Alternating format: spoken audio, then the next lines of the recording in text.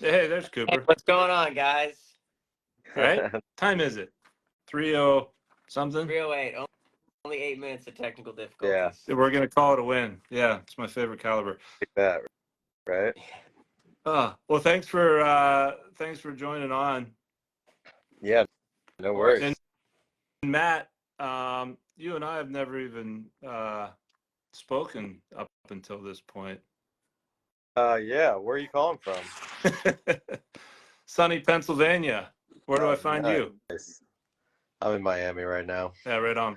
Heading back to the island Saturday morning. Yeah. So, yeah. Nice. Yep, came up here, bought a new boat, and got some stuff done, and now back to work. So Is this a boat for over No Name? yeah. So what is it, 6 or 7 now, Coop? It's number 6 in terms of Maverick skiffs. Yeah, number 6. So Nice. Biggest fleet on the island, probably. yeah. I think probably the only 6 Maverick skiffs on the island of Puerto Rico. Yeah, Right. I would bet quite a bit of money there isn't another one on the island anywhere. Well, listen, thank you both for carving out some time here. And now that we seem to be up and running, if I could just take a minute, Matt or Cooper, you and I have talked a little bit before. Matt, you and I have not. So, can you guys just go ahead and give us a little bit of background about yourselves and where you're from and where you are now? Just so you know how this kind of happened, Joe, is that Matt had lived in Puerto Rico for 7 years plus with Heather when she was going through medical school, and he got to fish some, but not a whole bunch. I think probably got to bike more than fish.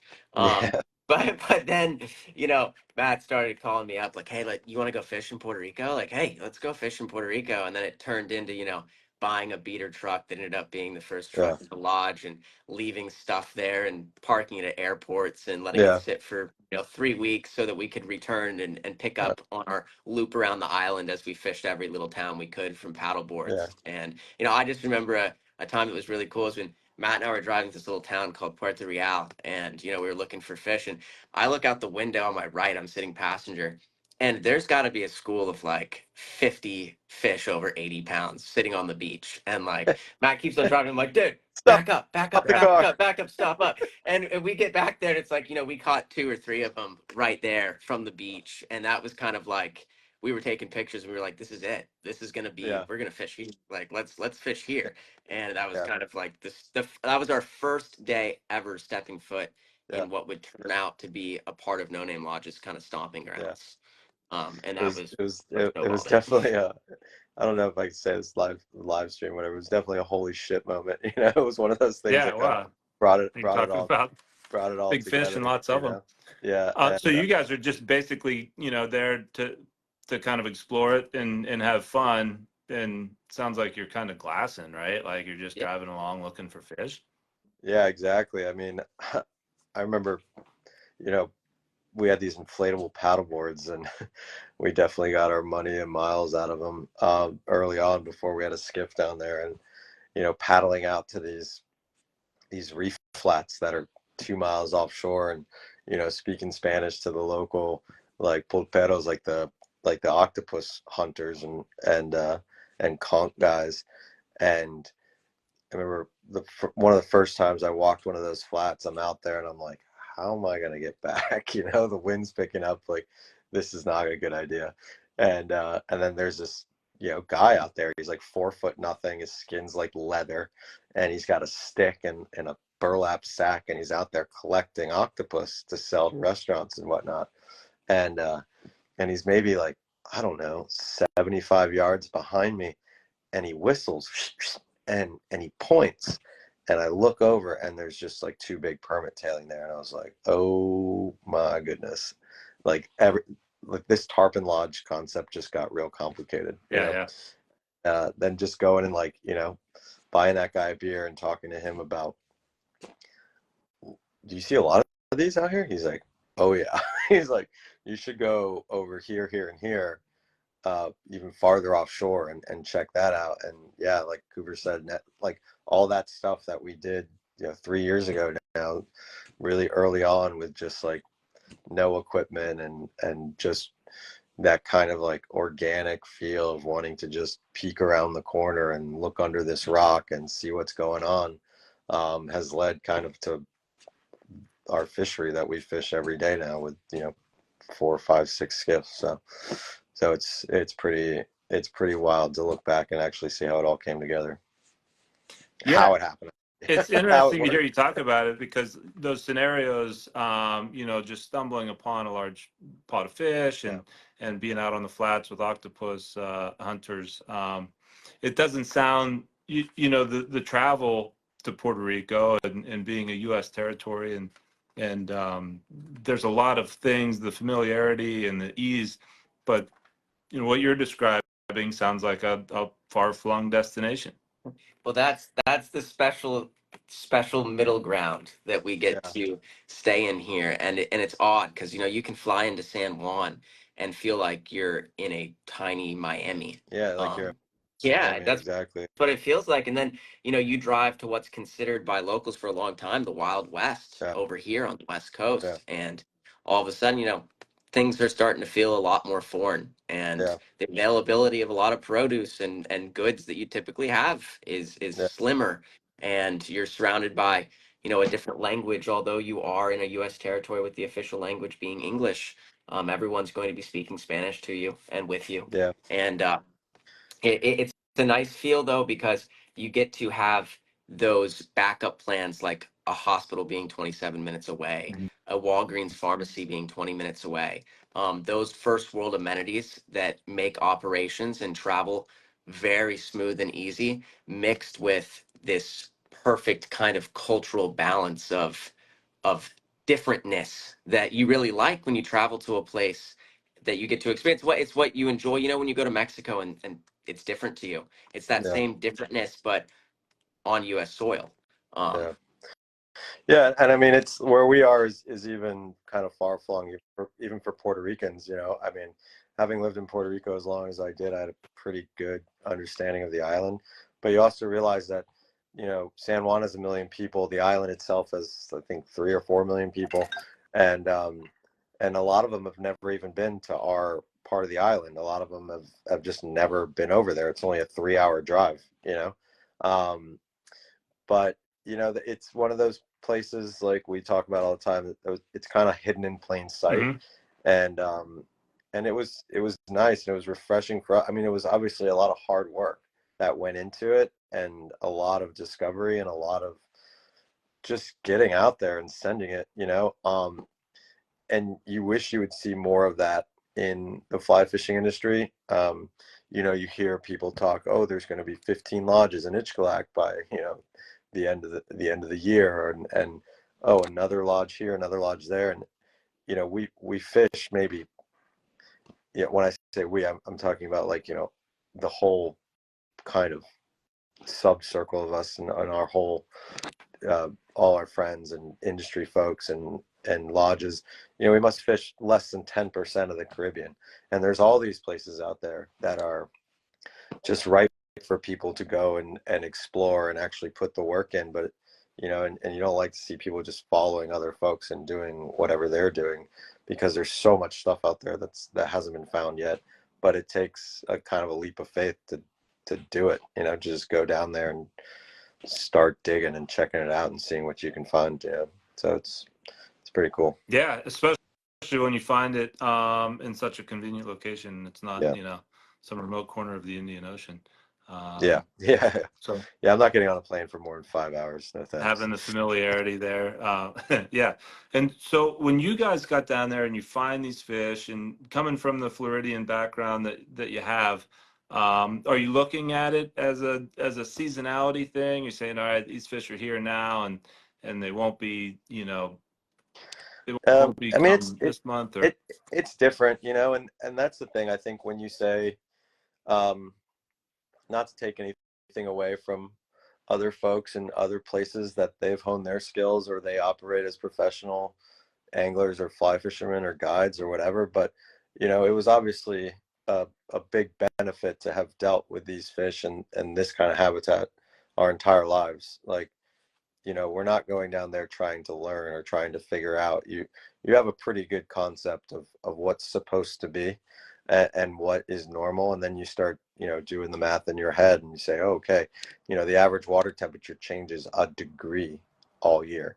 So how seasonal is it? And what are the factors that make it a season? It's not snowfall. It's not, water flow. Mm-hmm. Maybe this time of year is a little more windy, or maybe this time of year is rainy and you get a bunch of freshwater runoff and that changes the bait and the crabs or whatever. But coming in with all that knowledge, you can kind of figure it out. So it's not that difficult really for us to kind of pinpoint what's going on. I mean, the fishing in Puerto Rico is good year round, but it's also good year round in Cuba and the Keys and and Venezuela and the entire Caribbean chain, because our climate stays pretty relatively stable.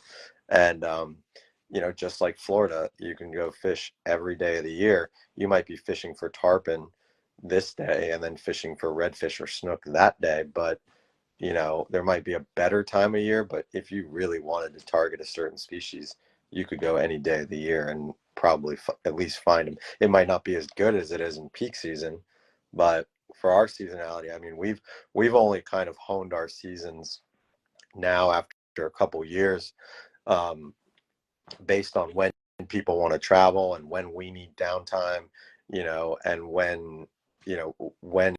when's convenient for us, because we could operate 12 months a year if we wanted to.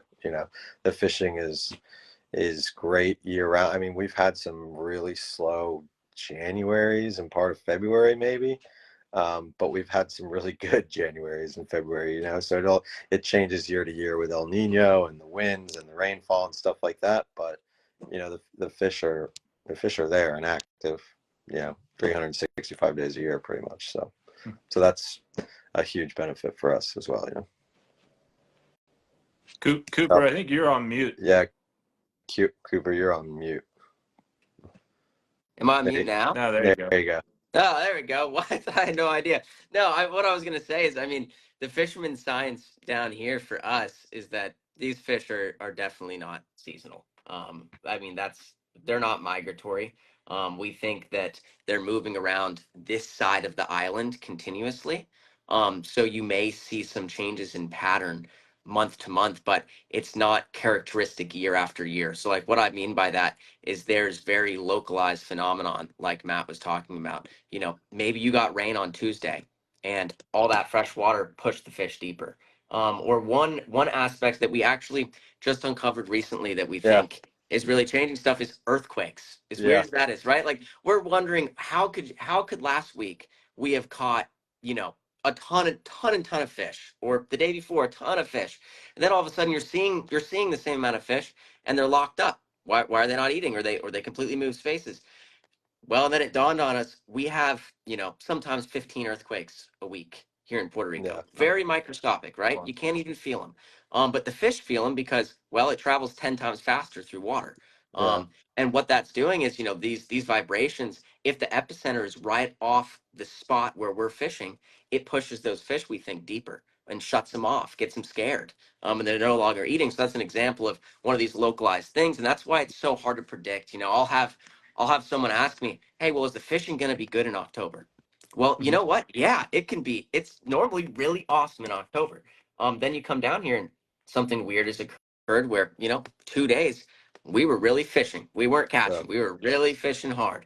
And then maybe 2 years ago during that same week, well, we caught 300 fish in that time period. It's really one of those things where, unfortunately, sometimes I would think some people would rather us be able to answer and say, yes, this month, this month, this month, that's the best month for you to fish. But unfortunately, we're one of those places where we're not able to give that answer, because you can fish every single month of the year and it can be amazing every single month in the year. But local triggers are what set you apart down here. We also get ourselves into trouble with 200, 300 fish weeks, and then Bob wants the same exact numbers as his buddy who came down last year. But it's fishing. The fish are local and they do stay, and like Cooper and I like to say, we might have a bad day here and there, but we never have a bad week, which is really nice. yeah, and so we're pretty fortunate down there, and yeah, shout out to Ola Fishing with the earthquake data. We never Yeah, really thought about that too much, and it's something that we're definitely kind of got our mind on now. we've all got earthquake trackers on Yeah, our phones now because yeah, Yeah. but exactly. Little Joe, you want us to underwater tremors. touch on the question that just came through? I don't know if you can see those. Something that's popped across my screen asking about different species down here in Puerto Rico.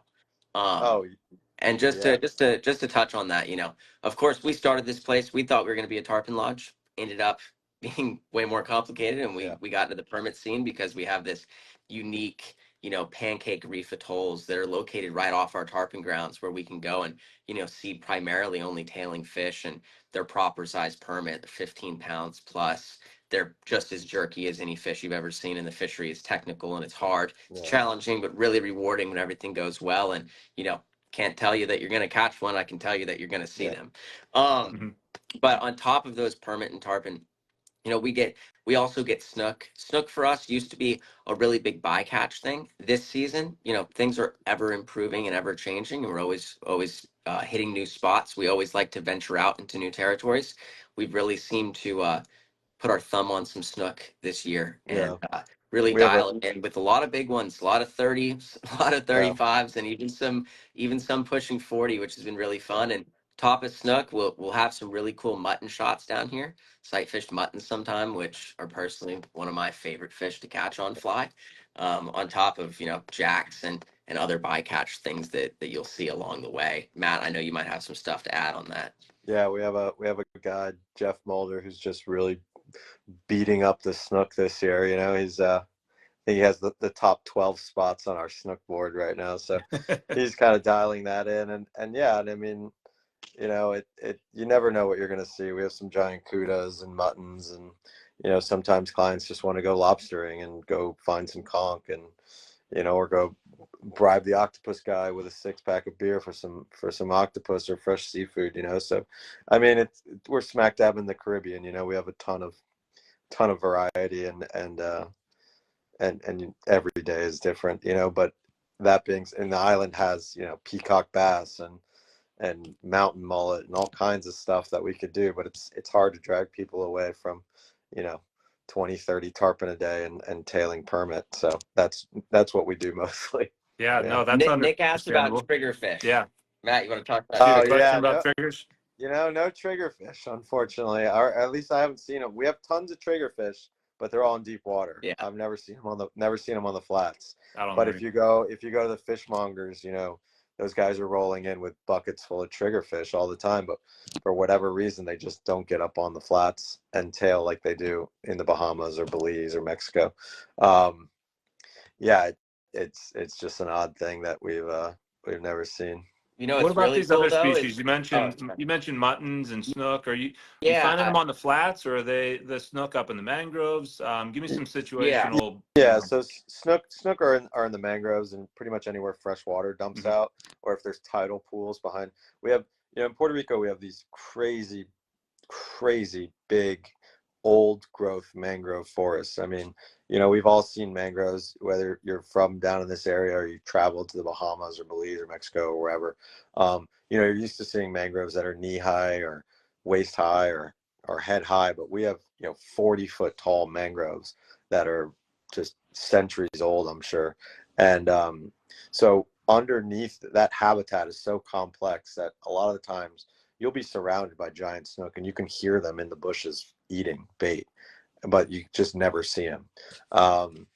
So on low tides, when the water temperature changes slightly and they want to come out and sun themselves and regulate their body temperature, there's certain areas. And like I said, our guy Jeff has done a really good job this year of just kind of dialing um, in in the snook, and yeah, like I saw bonefish. I mean, there are bonefish in Puerto Rico. We Well, Matt, encourage our clients. that bleeds in. Someone just asked, Yeah, how about Claiborne Vieques? Yeah, is that what yeah, you're going to talk about? yeah. So Okay, we yeah. encourage people to go with our buddy out in Culebra, who has a kind of one-man shop out there. His name's Antonio Flecha, and he does bonefish charters on the east side of Puerto Rico, which is probably, I mean, it's probably about 100 miles from us. It's like a 3.5 hour drive from us, and then probably another hour-and-a-half ferry, or about a 15-minute flight. And he's the guy to talk to get on the bonefish. There are some cool bone fishing flats out there, and there's some pigs too. Some big. I think I caught a 12-pounder out there. Yeah. So, our neck of the woods, our neighborhood used to have insane bone fishing. Ted Williams used to fish down there in the southwest corner of Puerto Rico for bonefish, and then, unfortunately, like we were talking about earlier, just through gill netting and empanadas, Marlin baits. and marlin bait. It's, I'm not gonna lie, bonefish is the best marlin bait you can buy. The marlin fishing's phenomenal on our side of the island, and I mean, guys are raising like 6, 7, 8 fish a day in the summer. Yeah, we wiped them out, so they're gone. So if Mark at BTT is listening, can we get like 1,000 bonefish, fingerlings in a few oil drums, so we can sprinkle them, or like we borrow one of those trout planes to drop them from the sky? That'd be great. But yeah, unfortunately, in our neck of the woods, they're wiped out. And it'll blow your mind though, because you'll be sitting on a flat that, I mean, it looks picture perfect for bonefish. But one other thing we didn't talk about, which I think is cool on the permit flats, is also like tailing parrotfish we get every once in a while, which are really neat. I mean, big, beautiful, multicolored, awesome tailing parrotfish that we've had the chance to catch a few of those. And also you'll get boxfish, massive puffer fish that'll eat your fly. I mean, tons of bar jacks. There's just a ton of different variety that, we don't talk about, because a lot of anglers are focused on, the two big ones. You want to catch tarpon, you want to catch permit, and you can. And fortunately for us, anywhere you're fishing tarpon down here, you're only 15 minutes away from fishing permit. So it's one of those things where you're not pigeonholed to fishing one species throughout your day down here. We may do everything in one day, or upon your request, we may only do one thing. And one of the things we pride ourselves on is, customizing it. If you want to do something weird, we're also kind of on board to do anything. So we like to explore different activities. And with your mid-sized tarpon, are you I mean, can you get away with one rod down there? What do you guys like to do for tackle and equipment? Yeah, I mean, I've been getting away with one rod for 3 years, I feel like. Nine weights are perfect. There really isn't a tarpon you can't catch on a 9-weight if you have a guide who knows what to do with the boat, and it's best for permit. I mean, we suggest that people bring 8, 9, 10, and that'll cover all spectrums. If it's blowing ass one day and you're tucked up in the bushes catching a bunch of 10, 15-pound tarpon, they're a ton of fun on 8 weights. Mm-hmm. And then, if it's blowing hard and you want to go out to the permit flats, you can size up to a 10 weight. And if it's real windy, you can get away with it. We do hunt some bigger pods of tarpon, and we've been, dialing in over the years, where we get clients obviously that are going to say, hey, I don't necessarily need to catch 20, 30 fish in a day. I want to go try to catch one big one. And, then you're going to want a 10 or 11 weight. But you know how it is when people travel, everyone's got their rifle case. Everyone has 6 rods in it. But yeah, if you had to bring one rod and one reel, a 9 weight's the setup to go with. Yeah. And all floating lines we use. We don't really dredge anything, which is nice. Unless it's really slick calm one day and we decide to run offshore for mahi or something, then you can have a sinking line. But we basically, I would venture to guess that if you bring 5 rods down, you're going to be using the 9 weight more than anything. Yeah. 9 and 10. Yeah. 9 and 10 is the bread and butter. Your tarpon are mostly sight fished on the flats? Yeah, I mean, I wouldn't say flat. So when you say flats, I mean, we're in, anywhere from 2 to 4 feet of water, turtle grass, sand bottom, mangrove edges. It's basically the same type of fishery as the Keys. You can be anywhere from 10 feet to 100 yards off the mangroves, or a couple hundred yards off the mangroves. Obviously, the deeper you go out, the bigger the fish get. You can hug mangrove shorelines and just beat up on the 20-pounders. When you're looking for strings of those bigger fish, we're pulling in deeper water, 5, 6 feet of water, couple hundred yards off the shoreline looking for those cruisers. But yeah, I mean, the water is all gin clear, turtle grass bottom, sand pockets, sandbars, and things like that. And then the permit are on like rocky reef bottom. So, it's an actual reef atoll, and there's strings of them that we fish. And yeah, that's, I mean, heavy duty wading boots, pretty jagged rock and coral. And it's tough walking, but if you want to permit fish, that's the way to do it. So pretty cool. Yeah. Let me see what other questions we have. So the Culebra and Vieques, am I saying that right? Yeah, yeah, I guess.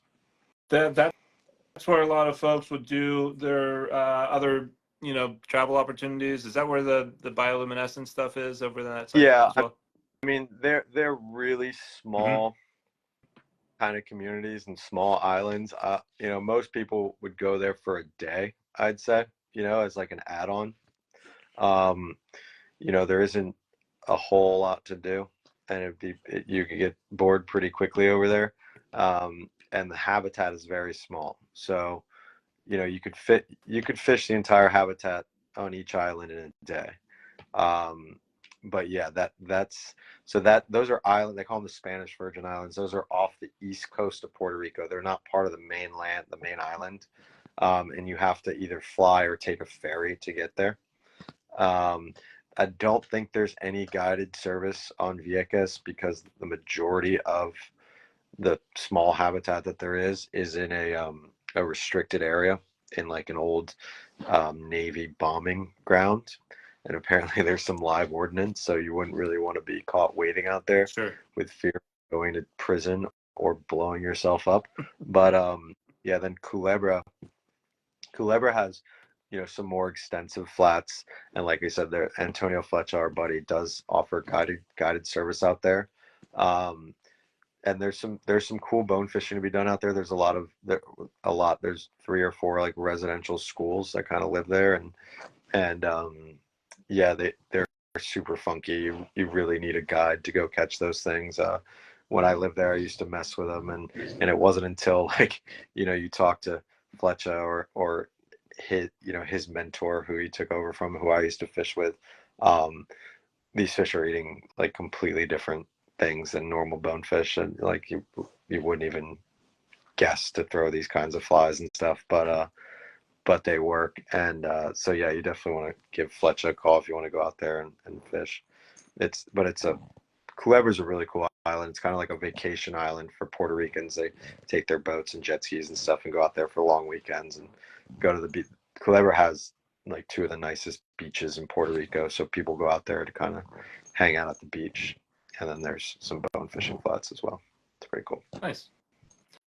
Well, I want to circle back and talk a little bit about the No Name program. Let's talk about Boquerón first, because I know, with the Salinas coming on, and we'll talk about that in a second, but kind of walk me through the itinerary. So, someone's coming in from the U.S. Or anywhere really. They're going to mostly connect through San Juan, and then tell me where it goes from there. They're flying to San Juan. So it's super easy to get to the island of Puerto Rico. I mean, most major airports fly direct flights straight to San Juan, which makes it super easy to use United, Southwest, American, Frontier, Spirit. I mean, the world's your oyster. You can do whatever you want in terms of travel to San Juan. Once you land, 2 options to get straight to us. You can either do ground transportation, which we'll set up on your behalf. Those are for individuals that are getting in late or opting for a later flight past 5:30. You'd have to take ground transportation no matter what. If not, you're on a little puddle jumper through a service called Cape Air. And if you've been to Nantucket, Massachusetts, you've probably heard of Cape Air before. They're a great service. They also run flights in Puerto Rico. They're on twin-engine Cessnas, 8 seats. They fly directly from San Juan into Mayaguez. When you land in Mayaguez, we're there sitting in our Toyota Tacomas. They're either gray or sand colored. You jump in, and it's about a 25-minute drive through these really cool back roads right along the water. So you're immediately kind of introduced to this unique cultural scene that you're driving through of, you know, random fish stands, people fishing from the coast, little shops. Like, you're immediately introduced into true Puerto Rico as you make your way to the town of Boquerón, where we're located. And, you know, you pull in, we're in a gated area called Marina, and you get in there, and we have our 3-story condominium right there, that we're located in. Really quick walking distance to the local poblado of Boquerón, which is kind of like the cultural highlight. A lot of unique restaurants, so you can get settled in there on your day of arrival. And then typically it's a pretty fast turnaround to, hey, let's go grab a bite to eat, let's go get a beer. And we have a private walkway that's straight to the poblado, so it's super fast and easy to get there. I mean, 3 5-minute walk tops. And we're having a beer right on the water. You can have a beer in the backyard at the lodge right on the water too, if you'd like, or take a dip in the pool. There's a lot of options there, but travel all in all, once you land in San Juan, is going to take you about 1 hour and 20 to get to us, 1 hour 30. Yeah. Okay. So not bad. And, you know, that's kind of a big reason we decided to go with this model is, you know, Cooper and I both kind of worked in the lodge scene in Belize, and I had pretty extensive hospitality background in Europe and all over the world before this. And the one thing you see a lot with resorts and lodges is that, you know, people never really get outside the walls. You know, you get picked up at 7 a.m. on the dock, you get dropped off at 3, you get your little shitty like frozen drink, you sit at the bar, maybe go in the pool, and then sit down for dinner at 6 at the lodge, and then you go to bed, or, you know, stay up drinking all night, then go to bed. But one thing we wanted to do that was kind of important to us is get people out into culture and, like, you know, show them what it's really like to travel. So, you know, every day, you know, our guys would pick you up in the truck with boats attached to the trailer. You know, you drive about 10-15 minutes to the boat ramp, you fish all day, drive back. A lot of times you'll stop at a little bar or something on the way back and have a drink, with surrounded by people that are just looking at you funny because they're like, why are they all wearing checkered shirts, you know? Yeah. And so, and then you come back, have a cocktail, a happy hour, snack, whatever. And then we go out to dinners every night. So we kind of support our local businesses, and we have a rotation of, you know, 7-8 restaurants where we all know the owners and we're like their best friends now. And we walk out to dinner, and we take people, you know, we have upscale, nicer restaurants that we go down and drink wine and have a steak, or, you know, little dive bars where we go and play penny slots and drink beer and eat cheeseburgers. But it's really just to get the clients out into these places where they would never go otherwise, you know, especially if they're visiting on their own, or used to like a standard kind of lodge setup, anywhere in Mexico or anything like that, or the Bahamas, certainly. You know, we like to kind of give our clients and our folks just a well-rounded Puerto Rican experience. And that, like Cooper said, that starts when you get picked up at the airport. You know, usually there's beers in the truck, and usually we're making side quests to all different kind of little places, and then every night, yeah, you'll get dragged out by our guides, and you'll go to their favorite spots and have some drink and get food and mingle with the locals and try not to get arrested and come home and go fishing the next day. So it's Bright and early. Yeah. Well, that's the And the thing, you know. benefit of you know, specialized diets, or if someone's on a vegetarian, or Yeah. we have someone on staff that doesn't eat fish. So if you could imagine, you know, traveling to these tropical locations, it's yeah, Yeah, that's it. that's one of the nice Yeah, parts. I mean, that's yeah, one of the nice things. You go out, you can stick to your dietary restrictions if you need right. to. yeah, And It's then not. that night becomes you know, it's up to the guest as far as what becomes of the evening after that point. yeah, exactly. The bar, you know, we can pretty much see the bars of downtown from our balcony. So we have a free range guest experience. You know, we let you guys go out and enjoy town and have fun, and, you know, consume to your desired amount, and then make your way home at night, and do it all over again the next day. You know, and I think that's, aside from everybody kind of being in one big house and sharing common areas and watching Monday Night Football and stuff, you know, people really enjoy the cultural aspect of it, and getting out and going to meet some of these bartenders and wait staff, and just, you know, the local crazies in town that you'll inevitably end up kind of interacting with and hanging out with while you're down there. Yeah. Well, yeah, that becomes, you know, a lot of times a bigger part of these trips, I think, for a lot of reasons. Talk a little bit about the fishing day. I know you kind of gave me the start and end of it with the lodge day, but you know, from the time that the guides are coming by the condo until they get back, what's that day look like? Yeah, so I mean, our staff rolls up at 6:45, whether you're ready or not. Maybe you drank too much the night before and you're gonna start fishing at 9 a.m. That's not a problem to us. It's happened more times than you can imagine.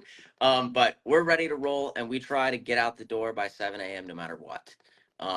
Quick, 10, 15 minutes to the boat ramp. Maybe you're more adventurous, and if we're all friends here. The part of the program is you feel like you're fishing with your friends, and as such, we can do outlandish things. If you want to go farther, we're going to go farther with you. But a lot of the time, 15, 17 minutes, you're going to end up at the boat ramp. Not every truck goes to the same boat ramp. A lot of the times, you'll be the only truck at that boat ramp that day, and we'll all go in different directions. And that's determined the night before. We have a chalkboard in the living room, a whiteboard. Guide assignments are on that board. That's up to you. The clients get to pick who they're going to fish with the next day. No hard feelings on our end. You'll launch the skiff. Takes our team, all of 5 minutes to do once we arrive at a ramp. The nice part about fishing down here, and one of the really cool aspects, is we're not doing 2-hour runs in a skiff, and that's part of the beauty of the trailering. We could pick you up at the dock behind the lodge, but let's face it, no one wants to ride 45 minutes in a bumpy skiff to go fish, or 2 hours in a bumpy skiff.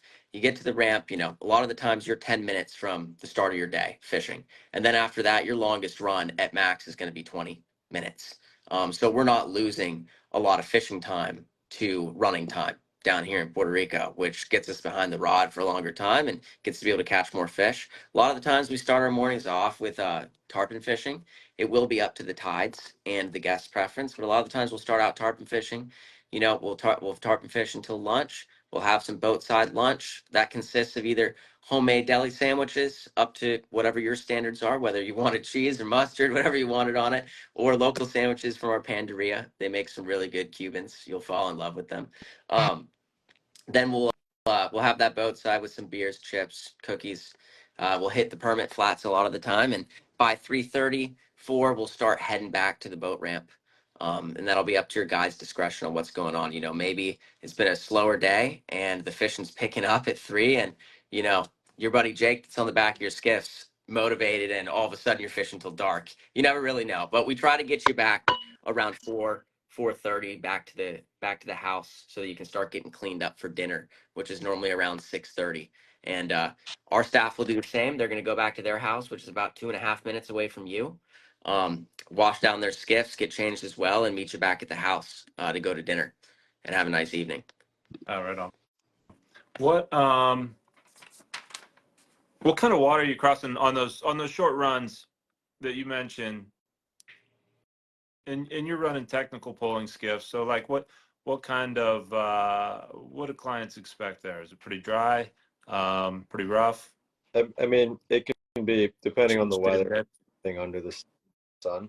The one kind of nice fact is that it's never going to be for more than 5, 7. Our longest run is maybe 10 minutes, So it's not uncommon to say, hey, Tim and Bob, like, we're going to get wet right now. Yeah. But we're a permit flat that's 2 miles long, and we're going to be out there for 3 hours. So, if you want to put your rain jacket on, take your sunglasses off. Let's just go get this over with and do it. I mean, that's rare cases. I think we were talking about it the other day. We just had a tropical storm come through a couple weeks ago, and we fished 4 out of the 5 days that week. It's very rare that our territory is unfishable. And with all the nooks and crannies and different angles of the shoreline and stuff, there's always somewhere to hide, and the runs are short. So it's very rarely unbearable. And yeah, I mean, you're crossing 120 feet of water in open blue on a 17-foot carbon Kevlar skiff. You might get wet sometimes, but that's what you sign up for. That's part of the game too. And that happens maybe, I don't know, 20 days a year. So Yeah, it's the Caribbean, so it can blow. But our guides are really good at kind of keeping the boys dry and making the ride as smooth as possible. If the conditions aren't ever perfect, But you know how it is when you go on a fishing trip, it's always going to be windy. Yeah. Well, talk for a second about those guides, because it's a little bit, I mean, it's kind of a unique feature, I think, that your guides Oh, thing. it's probably, I mean, when you start thinking about it, it's got to be the most unique feature of all the Caribbean lodges. I mean, because we got a bunch of studs from Florida and Texas, and because it's the states, we're able to bring them in. Um, just if you're a licensed Coast Guard captain and you have, all your credentials to be a guide, you can guide for us down there. So when clients come down, I think, it's a huge factor for them to be able to hang out with Jake and Jeff and Diego and the boys, and everyone's either from Florida or Texas, and they do this professionally year round. A lot of our guides work elsewhere. Casey's in the Seychelles, Diego's at Los Locos. Jake does New Orleans. So they've all been professional guides before coming to us, and it's just a little something different. I mean, you can't take anything away from going out with guys like Ilian or whoever in Mexico or Belize, and getting that local experience with guys that have been fishing a place for 30 years. Mm-hmm. But it's also go down with somebody that you could just as easily fish with in the Keys or Louisiana or Texas, and having no language barrier, and most of the time our clients are building really good relationships with our guides and fishing them elsewhere, and fish or inviting them to go fishing with them elsewhere. And we have a pretty long season, but we have a rotation of guides. So you never know who you're going to get down with us. We have a rotation now of, I don't know, 10, 12 guides, and we obviously have our guys that stay there longer. Mm-hmm. Like Jeff, we mentioned, we can't get rid of him. He stays pretty much the whole season. But it's definitely a unique kind of experience when you jump onto what you would consider like an American skiff, or like a skiff you would see in the Keys, and have a guide that you could be fishing with anywhere in the States. And there's that level of communication, that level of customer service, that level of professionalism. You never have to worry about getting a soggy or rotten sandwich. You never have to worry about there not being ice in the cooler. You never have to worry about someone passing out on the dock or showing up drunk, or not knowing how to pull a boat. It's a unique experience because the island is unique and the laws are unique. But I mean, if you ask Cooper and I mean, it's a huge asset for us to have American guides. That, and there's just, fly fishing is so relatively, I won't say new or unheard of, but there's just so few people that do it recreationally. There might be a handful of locals that fly fish. Mm-hmm. Like I said, in an island of 4 million people. So, if the option was there to hire local guides, it'd be something we'd obviously look into and want to do. But for right now, I mean, we're bringing our guides in from, like I said, usually we like to just hire guys from Florida or Texas because, they're comfortable trailering skiffs. They know how to pull boats. They have their tickets, and they're pros, and they enjoy every aspect of it, not just the fishing. Like we tell our guides when we hire them, the fishing will be the easiest part of it. It's not like a pickup at the dock at 7 and drop off at 3. You're having drinks with these guys every night. You're having dinner with them every night. You're playing card games and going out to the bars and going off-roading in the Jeeps and shooting iguanas and stuff. It's a full-on kind of immersive experience with the guides and with the clients, and that's what makes it special too. It's that, like Cooper said, our place can feel like you're going fishing with friends, and it's because of our structure. It's not just like a pickup drop off type of thing. You're hanging out with these folks and getting to know them pretty good. So And are the clients rotating with the guides throughout the week, throughout a stay? yeah, the first couple days they always rotate. I mean, inevitably you get some weeks where, oh, you know, so and so has fished with Jake in New Orleans, so he wants to fish with him all week down here. You know, it's not uncommon that during the course of the week, just organically, people will come together on a boat. But typically, yeah, people are cycling through guides every day, so you'll fish with each guide, you know, 2 days or so. Yeah. There's another question that came through, Matt. Yep. I think we lost Cooper. Yeah, I think we did too. He muted and then dropped out completely. So his internet's probably not as good as mine. So what about, you know, someone coming with novice anglers? Are you guys okay with conventional tackle in those situations? Yeah. I love it. But I mean, if you want to catch a lot of permit, that's the best way to do it. Kick over some rocks, grab a few crabs, and put them on a spinner and just hang on for dear life. You know, I think we've thrown about, in the 2.5 years of operating, I think we've thrown 6 live crabs and caught 6 permit on them each time. Yeah. You know, like every live crab on that flat, you'll catch permit.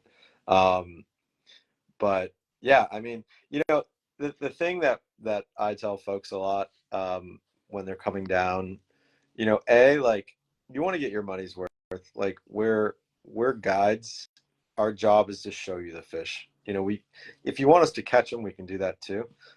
But, you know, you're only going to get as much out of it as you put in. So if you're a beginner or getting into fly fishing, you know, go to the park, man. Like, go to the park, kick your own ass a little bit, and you'll see the dividends.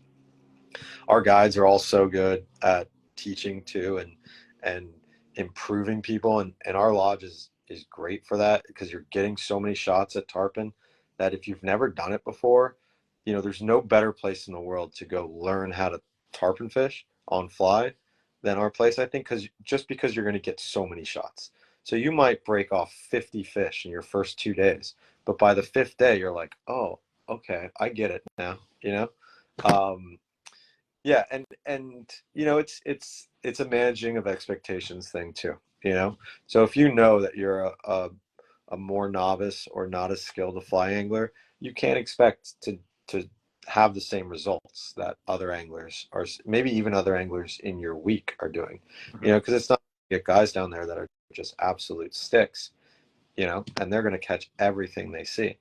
But, you know, if the expectations are kept realistic, and you have an open mind, and you listen to your guides, and you want to improve and not get frustrated and get better, yeah, we have no problem with that whatsoever, you know? So What about the Salinas program that you guys are bringing on board? It's relatively new, I believe. yeah, And I know part of that's exploratory, from things that you guys have gone out and discovered. What else does that Salinas program offer? And can you give me a little like comparison between the two? yeah. So, you know, Boquerón, we started in Boquerón. It's kind of, you know, that's our baby kind of, and we expanded to Salinas for a few different reasons. One, mostly because we were getting so many inquiries, and we just wanted to be able to show people Puerto Rico more. Mm-hmm. And then the more digging in Salinas, we were like, oh, holy shit. The permit, I would say it's more permit centric, certainly. You know, the tarpon fishing is good, but I would say that the territory for permit is bigger. There's bigger flats. There's more of them. The tidal swings aren't as big. The fishing for permit is, you know, in Boquerón we have these reef flats, and you have this ripping current. It's usually like 10 knots of current coming over this reef, because you're coming, you know, you're going from 60, 80, 120 feet of water all the way up to 2-3 feet. And so there's breakers, and the current is ripping over this like jagged reef.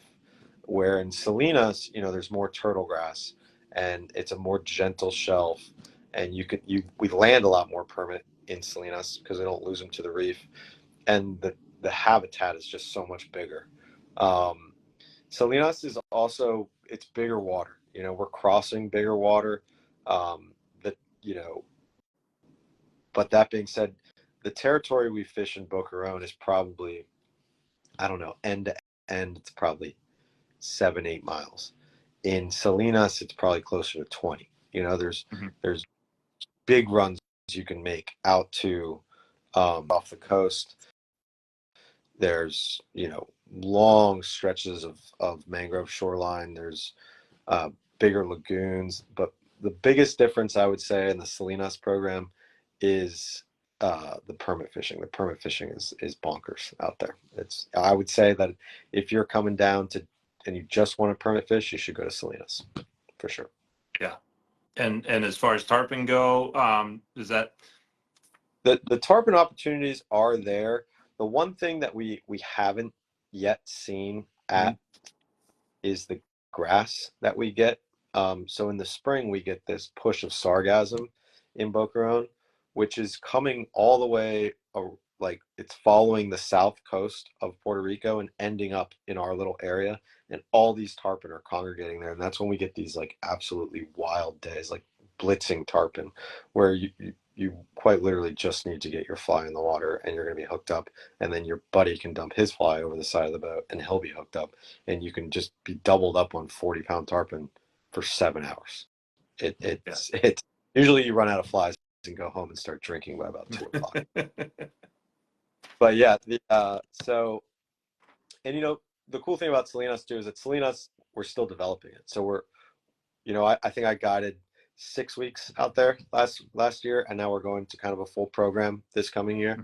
But every day out there, you know, I would tell my clients, they'd be like, well, what can we expect? I'm like, I'll let you know when we figure it out, you know?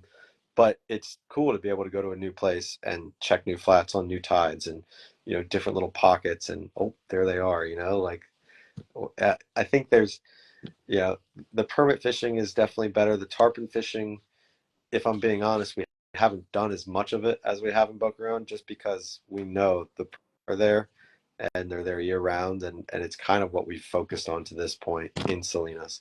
And the town is certainly different. Boquerón, like it's getting a little more bougie, you know. Boquerón has a lot more nicer restaurants and it's a different vibe. Salinas is in a desert, so it's by the mountains, and Salinas is like a desert. It's sand and cactus and wild stuff, and the town is a little more, it's more like a fishing village, you know. It's a little more authentic, and you definitely won't hear any English there, and it's pretty good too. Yeah, but the tarpon fishing is great all over the place. I think once we dive into it more this season, we'll kind of dial that in a lot better too, and go from there. So yeah, and in that location too, if I'm not mistaken, getting there logistically, they don't have the Cape Air option, correct? that's just kind of an hour drive from the airport, 40, you know. So it's quicker, it's easier for sure. You're closer to bigger cities. You know, and yeah, I think that would be the biggest takeaways. It's definitely closer to San Juan. So if you want to just jump over for a couple of days,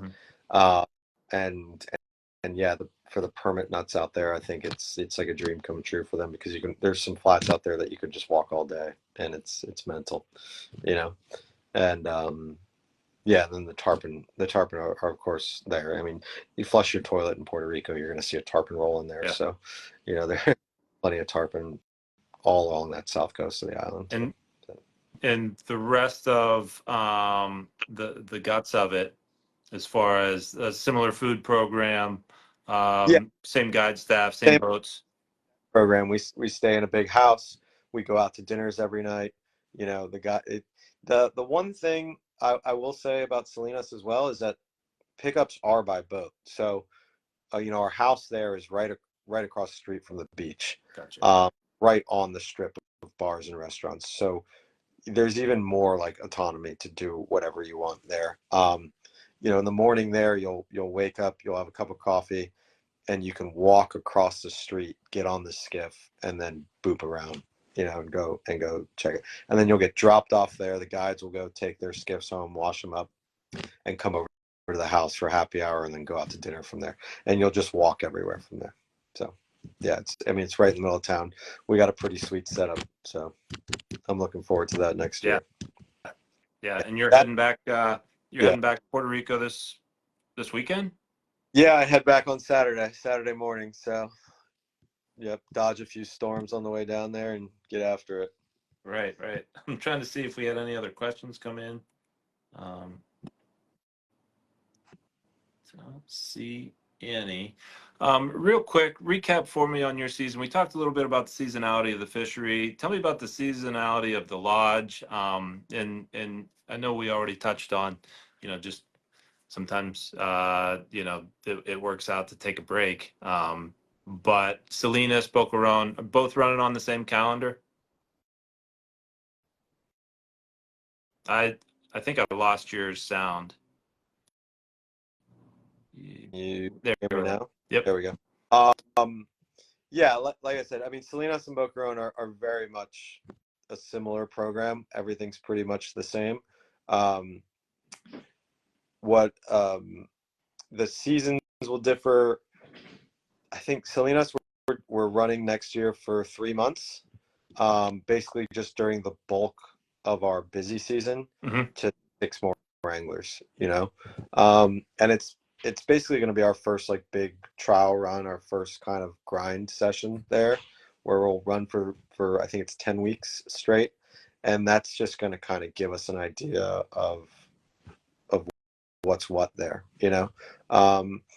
Eventually we'd like to be able to go to full seasons in both locations. Cooper and I, we just kind of wanted to wade in a little gently, so go with a 10-week session over there, try it out. Most of our clients are repeat guys that have been to Boquerón a couple times, and they're fired up on like going and exploring a new territory and seeing it. I think the last guys we had in Salinas, they hammered the tarpon. I'm here talking about permit, but they had like these crazy numbers days on tarpon there. But we're going to see what it's like in the spring, so we'll see what it's like in the spring. We know in Boquerón the fishing's good year round, but we don't know Salinas yet. We know we fished the spring last year. It was great. We'll fish the spring this year, and then we'll kind of, see what the demand is like, and start to kind of expand from there, maybe in the summer, maybe into fall. I think the permit fishing in the fall in Boquerón is bonkers. Some of the best permit fishing we have is late September, October, early November, and I'm sure it's the same in Salinas. So if all goes smooth with our expansion, then we'll probably branch out and start offering some dates in the fall for next year as well. So you guys will come online in is it late February? Yeah. So in Boquerón, our season, we'll shut down December, or kind of half of November, all December, January, and start back up, I think, second week of February in Boquerón. Okay. And then, last week of March, start in Salinas. And then, so we'll be running a full schedule, kind of 6 skiffs, 12 anglers in both locations, through the spring. And then, we run a full program in Boquerón. We're booked all the way through, I think, till September. And, hopefully if everything goes smooth, we'll open up a big block of dates for Salinas, either in the summer or the fall, or both. So, yeah, absolutely. And then, we shut down in the winter. People can go home, see their families, do Thanksgiving, Christmas. And we do need some downtime just for kind of maintenance and, equipment repair, and do all the hubs and service all the motors and do all that stuff. And that's basically why we shut down. To go 52 weeks a year would be insane. My beard would be even grayer than it is now. So right on. Well, I hear you there. Doesn't look like we have any other questions coming in. And I know I've taken up a bunch of your afternoon, but I think what we'll do is, we'll sign off on that. cool.